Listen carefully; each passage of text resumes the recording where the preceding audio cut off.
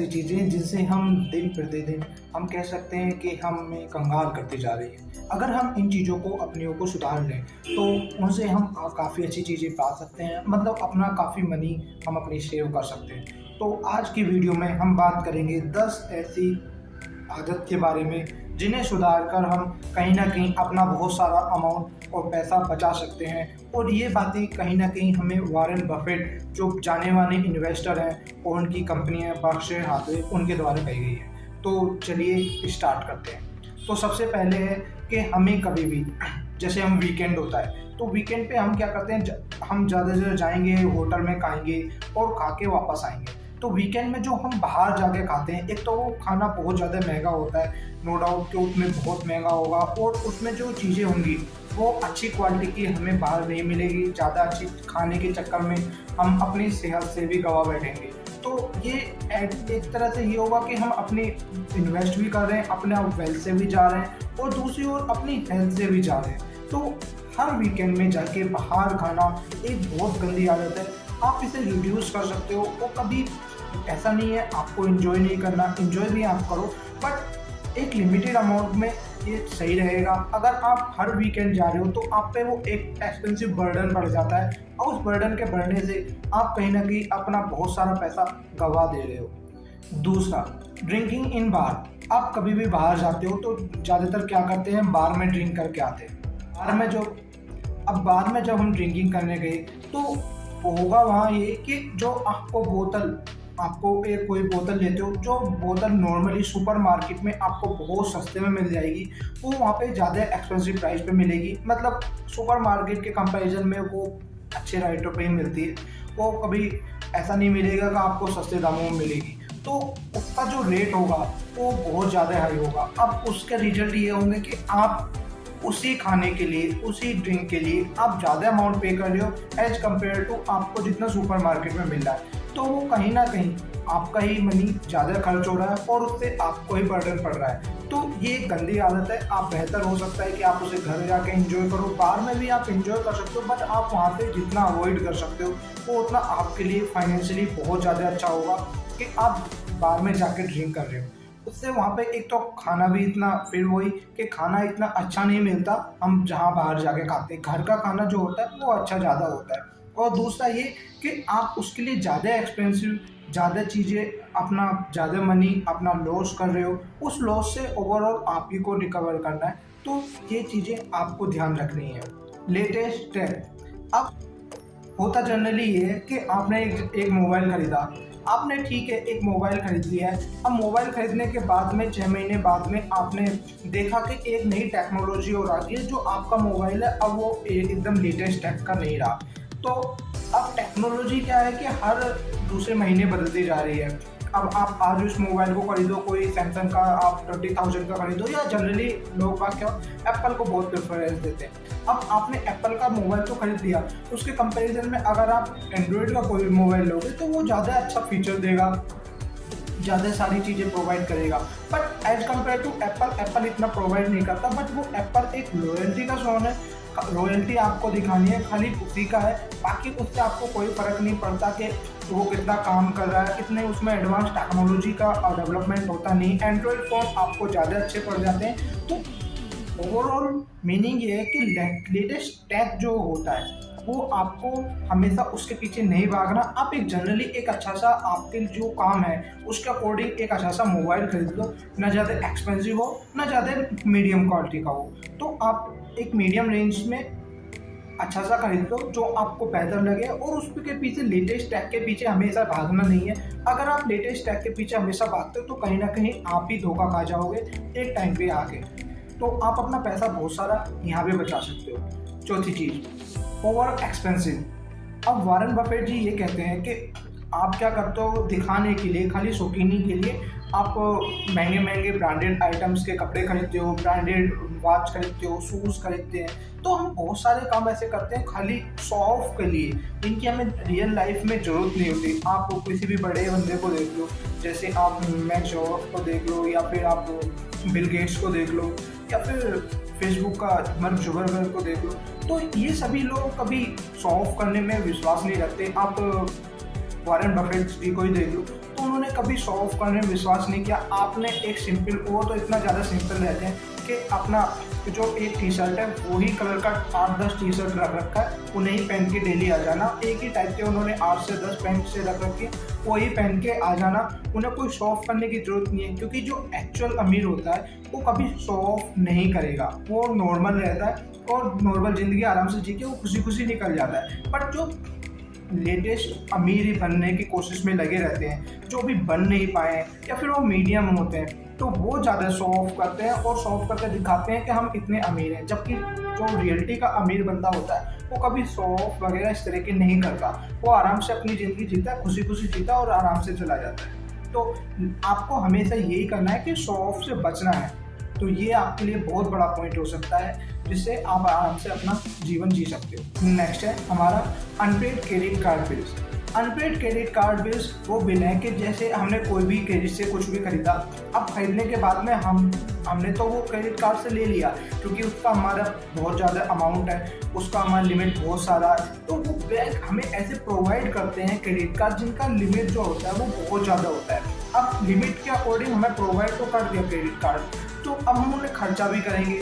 अगर हम उसको अगले मंथ उतना पे नहीं कर पाए तो ओवरऑल ये होगा कि हम लॉस में चले जाएंगे। क्रेडिट कार्ड अगर हम पे नहीं कर पाते उसका बिल, तो हमारे पे जो ड्यू अमाउंट का फिर जो इंटरेस्ट लगता है वो 30-40% लगता है, जो जनरली बैंक अकाउंट में जो हम इंटरेस्ट लेते हैं उससे भी 3 से 4 गुना वो ज़्यादा है, वो 10-12% लगता है। यहाँ 30-40% लग रहा है क्रेडिट कार्ड का बिल अगर हम पे नहीं कर पाते ऑन टाइम। अगर हम ड्यू बिल भी पे करते रहे, तब भी हम उसे ड्यू बिल भी उसे ही बोलते हैं कि हम उतना पे करने के बाद में 30-40% को देने के बाद में जो ड्यू बिल आ रहा है तो वो हम पे कर रहे हैं। कभी कभी बैंक ऐसा होता है कि हमें खाली ड्यू बिल ही दिखाता है, वो एक्चुअल जो अमाउंट है वो दिखाता ही नहीं है।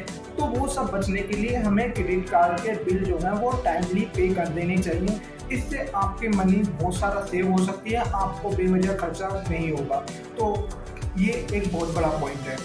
न्यू जिम मेंबरशिप, हम ज़्यादातर क्या करते हैं कि फिटनेस के बहुत बड़े शौकीन होते हैं, हमने फिटनेस के या फिर हम स्पोर्ट्स के बहुत बड़े, स्विमिंग का भी हम ऐसे ले लेते हैं कि स्विमिंग के लिए ले लिया, अब हमने उनका ले लिया, मेंबरशिप ले लिया, हमने एकदम से ले लिया 3 मंथ का या 6 मंथ का, हमने एडवांस में पे कर दिया, क्योंकि वो मानते ही हैं। क्योंकि जिम वाले या स्विमिंग वाले उनको भी पता है कि बंदा ज़्यादा से ज़्यादा मोस्ट ऑफ द 90% वो 3 to 4 डेज आते हैं, या ज़्यादा आगे 10 to 15 डेज, उसके बाद में वो बंक मारना चालू कर देंगे। अब बंक मार देंगे तो उनका पैसा नहीं आएगा, तो वो क्या करते हैं, मेंबरशिप भी इस तरह से रखते हैं कि आपको पहले रजिस्ट्रेशन के टाइम पे आपको 3 मंथ का पे कर देना है। अब उन्हें पता है कि बंदा इस तरह से हरकत करेगा ही करता है, ज़्यादातर 90% करते हैं। कुछ ही होते हैं जो जिम को कंटिन्यूसली फॉलो करते हैं। जिम अच्छी बात है, आप एक्सरसाइज को फॉलो कर रहे हो, बट आप कितने दिन रियलिटी में जा रहे हो जिम, या आप स्विमिंग करने के लिए आपने मेंबरशिप ले ली है, पर आप कितने दिन कंटिन्यूसली स्विमिंग के लिए टाइम निकाल पाए।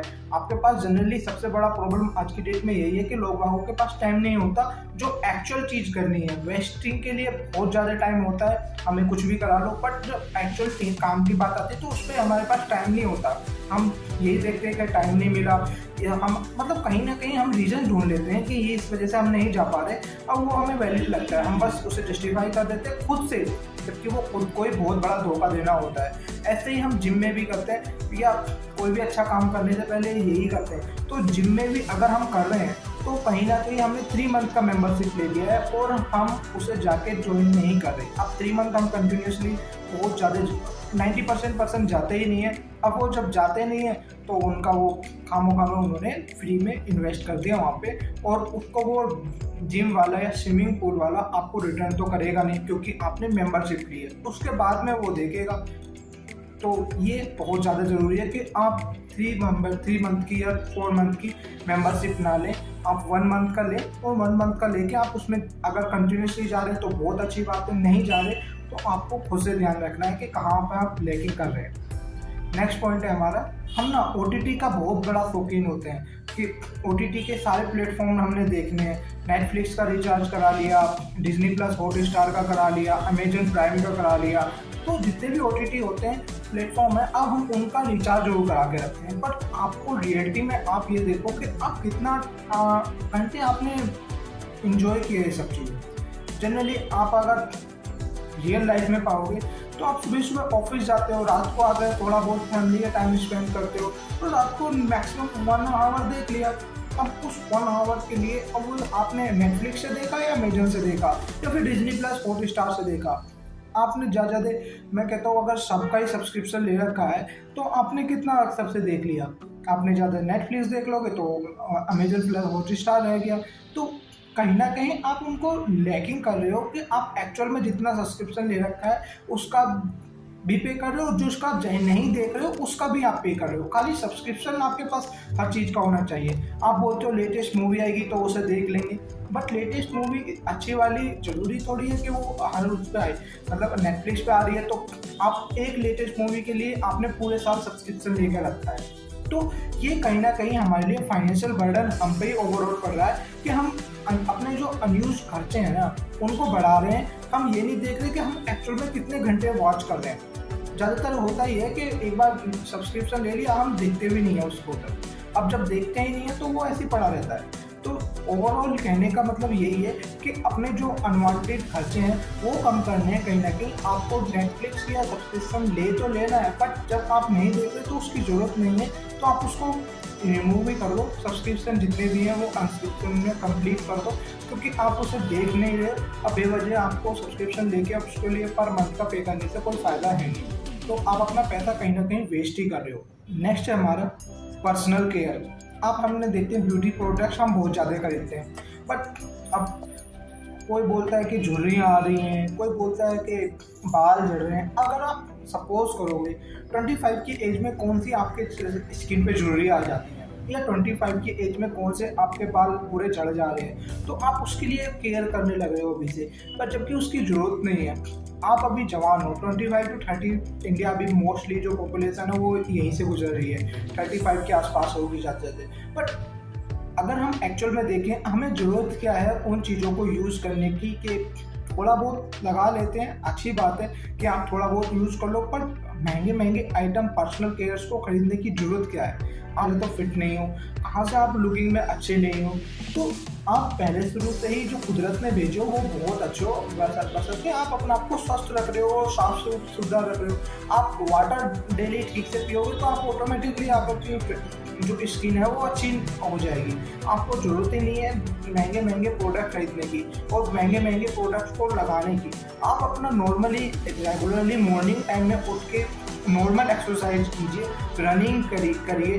रनिंग करोगे तो आपका जिम का भी खर्चा बच जाएगा, आपको जिम का भी क्योंकि वो फ्री ऑफ कॉस्ट है। आप जिम कर सकते हो, रनिंग कर सकते हो, आप योगा कर सकते हो, वो फ्री ऑफ कॉस्ट है। आप उन सब चीज़ों को करके भी अपने आप को पहले तो स्वस्थ रख रहे हो और दूसरा आप अपनी स्किन का जो केयर है वो वहाँ से भी हो जा रही है, क्योंकि अगर आप प्रॉपर वाटर ले रहे हो और सुबह सुबह उठ के थोड़ा एक्सरसाइज कर रहे हो तो उससे आप कहीं ना कहीं अपना आपको अपनी केयर बहुत ज़्यादा अच्छे से कर रहे हो और अपनी स्किन की केयर भी कर रहे हो। तो ये कहीं ना कहीं आप ही के लिए बेनिफिट हो रहा है और किसी के लिए तो हो नहीं रहा। तो आप कहीं ना क्यों आप महंगे महंगे टॉक्सिक एलिमेंट, अब ये जितने भी स्किन के प्रोडक्ट्स होते हैं ये कहीं ना कहीं टॉक्सिक प्रोड्यूस करते हैं। आप यहाँ लगा लो 2 दिन तो आपको थोड़ा ठीक लगेगा, तीसरे दिन से आपकी ईचिंग चालू हो जाएगी, ये प्रॉब्लम हो जाएगा, वो प्रॉब्लम, मतलब काफ़ी सारे साइड इफेक्ट भी अगर आप देखोगे तो वो काफ़ी सारे साइड इफेक्ट स्किन केयर लगाने से मिलते हैं। तो आप कहीं ना कहीं उनसे भी अपना आपको सेव कर जा रहे हो। अगर आप उन सबसे सेव कर रहे हो तो आप अपना डॉक्टर का खर्चा जो एक्स्ट्रा बेवजह आपने बढ़ा दिया उसको भी आप बचा रहे हो।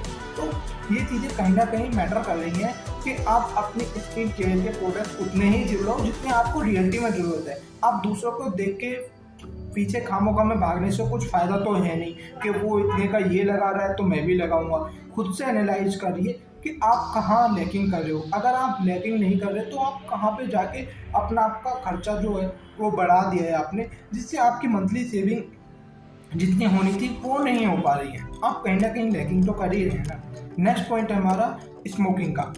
हम जनरली क्या करते हैं, स्मोकिंग करते हैं। अगर आप किसी स्मोकर को जाके एडवाइस दोगे कि भाई आपने स्मोकिंग किया तो आपका इतना पैसा, आप कितने सालों से स्मोकिंग कर रहे हो, वो बोलेगा मैं 10 साल से कर रहा हूँ, कोई बोलेगा 5 साल से कर रहा हूँ, कोई बोलेगा 15 साल से कर रहा हूँ। अब उस आप सारा कैलकुलेट करोगे कि हाँ भैया चलो कितने दिन, एक दिन का कितना सिगरेट पीता है, वो बोलेगा मैं 5 से 10 सिगरेट पी जाता हूँ। आप उस 5 से 10 सिगरेट का एवरेज पर मंथ का एक पर डे का निकालोगे, तो पर डे का अगर 15 ईयर या 5 ईयर 10 ईयर का कैलकुलेट करके उसे बताओगे कि भाई इतने का तुम इतनी अच्छी कार खरीद सकते थे, तो वो डायरेक्टली पूछ लेता है आपसे कि आप तुम्हारी कार का है, तुम तो स्मोकिंग नहीं करते, तुम तो गुटखा वगैरह भी नहीं करते, तो आपकी कार कहाँ है। तो जनरली ये चीज़ नहीं है कि आपकी कार कहाँ है, होगा ये कि कार तो सभी ले सकते हैं, बट उस बंदे ने जिसने स्मोकिंग नहीं की, जिसने गुटखा वुटखा नहीं खाया, तो उस बंदे ने कहीं ना कहीं अपना पैसा अपनी वेल्थ में लगा दिया।